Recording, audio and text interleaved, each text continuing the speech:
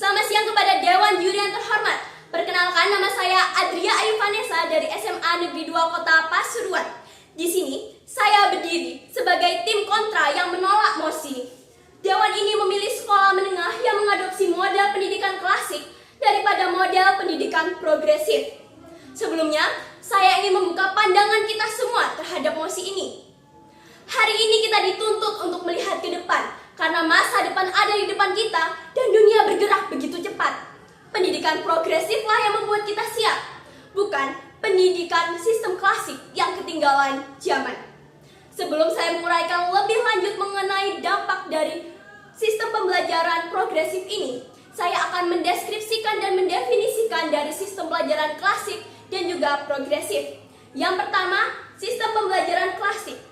Apa sistem pembelajaran klasik itu? Sistem pembelajaran klasik adalah sistem pembelajaran yang terstruktur dan disiplin yang berfokus pada penguasaan, pengetahuan, dan warisan budaya, serta menekankan pada penguasaan subjek. Di sini, ciri-ciri yang pertama adalah guru menjadi pusat perhatian. Yang kedua, siswa lebih banyak mendengar, mencatat, dan juga menghafal. Yang ketiga, penilaian hanya berfokus pada ujian tertulis dan juga hafalan. Di sini, saya akan memberikan perbandingan dan menimbang dari sisi pembelajaran progresif, di mana progresif itu yaitu model pendidikan yang berpusat pada siswa dan pengalaman siswa-siswi tersebut. Di sini, ciri-ciri yang pertama, guru berperan sebagai fasilitator, bukan satu-satunya sumber ilmu, di mana ini sebenarnya bertentangan dengan sumber pelajaran klasik, di mana guru harusnya menjadi salah satu atau satu-satunya sumber pengetahuan. Di sini berarti adanya pembatasan atau limitasi terhadap informasi ataupun pengetahuan yang masuk ke dalam siswa-siswi. Yang kedua, siswa aktif melalui diskusi. Diskusi itu bisa berupa proyek, eksperimen, ataupun mereka harus menganalisa sendiri. Di sini juga berkebalikan dengan klasik, di mana siswa harus lebih banyak mendengar, mencatat, dan juga menghafal. Di sini, akhirnya sistem pembelajaran yang progresif menciptakan interaksi. Interaksi itu adalah hubungan dua arah, bukan satu arah saja ketika guru memberikan penjelasan. Yang ketiga, penilaian yang lebih variatif. Lebih variatif dalam arti adanya proyek, presentasi, portofolio, dan bukan sekedar mengerjakan ujian saja. Ujian bisa dimanipulasi ketika mereka belajar dalam semalam untuk menghafal semua materi. Namun ketika progresif ini, mereka dituntut untuk memperlihatkan bagaimana kerja keras mereka, bagaimana cara mereka menyelesaikan masalah. Dewan Juri yang terhormat, jika dunia terus berfokus pada model pembelajaran klasik, maka dunia akan tertinggal dan terjebak pada pola pelajaran teori semata.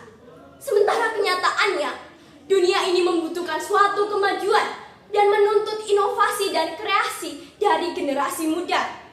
Oleh sebab itu, model pendidikan progresif hadir sebagai solusi atas permasalahan ini.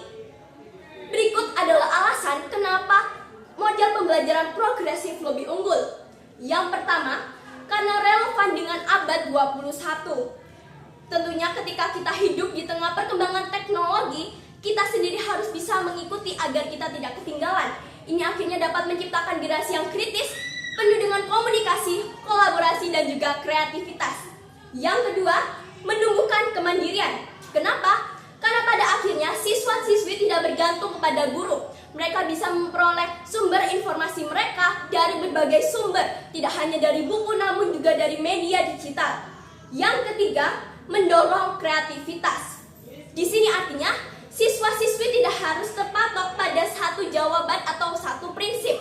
Karena di dunia ini yang luas dengan begitu banyak pemikiran, mereka dapat menuangkan dalam kerja mereka. Di sini mereka dibebaskan untuk memilih dan melakukan. Dan yang terakhir, mereka siap untuk menghadapi dunia nyata. Karena mereka tidak hanya mengerjakan ujian di atas kertas, namun mereka juga dipersiapkan untuk ujian kehidupan, di mana mereka harus benar-benar dituntut untuk hidup nantinya. Yang dapat saya simpulkan adalah pendidikan klasik hanyalah warisan masa lalu yang mengedepankan mengenai hafalan dan mencatat, yang sebenarnya tidak relevan dengan kebutuhan zaman. Sementara pendidikan progresif adalah jawaban dari yang sebenarnya kita butuhkan di abad ini. Bagaimana caranya agar kita bisa lebih maju? Oleh karena itu, Dewan Juri dapat mempertimbangkan lagi mana yang lebih baik, di sisi kontra atau di sisi pro. Oleh karena itu, saya bangga menjadi bagian dari tim kontra. Sekian yang dapat saya sampaikan. Terima kasih.